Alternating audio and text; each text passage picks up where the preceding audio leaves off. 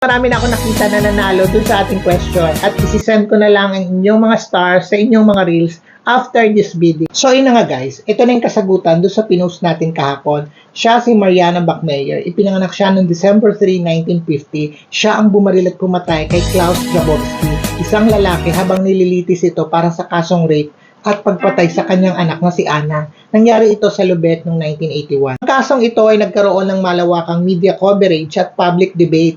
Bilang resulta sa ginawa ni Bachmeier, sinentensyahan siya ng murder at pagmamayari ng baril na walang kaukulang dokumento.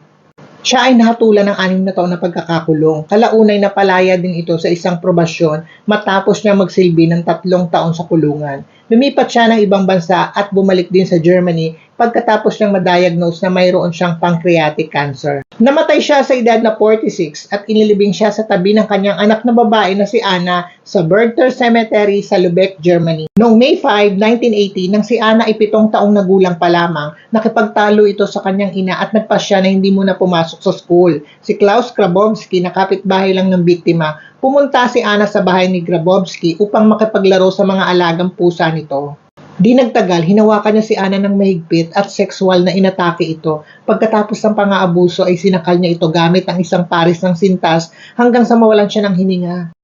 Ayon sa prosecutor na itinalin ni Grabowski ang batang babae at inilagay niya ito sa isang kahon at ipinaanod sa lawa. Kalaunay isinuko naman siya ng kanyang nobya at napag-alaman na meron pa pala siyang 2 kasong rape. Sinabi naman ni Grabowski na wala siyang planong patayin si Anna at sa takot bumalik sa bilangguan, iyon ang nag-udyok sa kanya para magawa niya ang ganung bagay. So yun lang guys for now. Thank you so much for watching. Bye!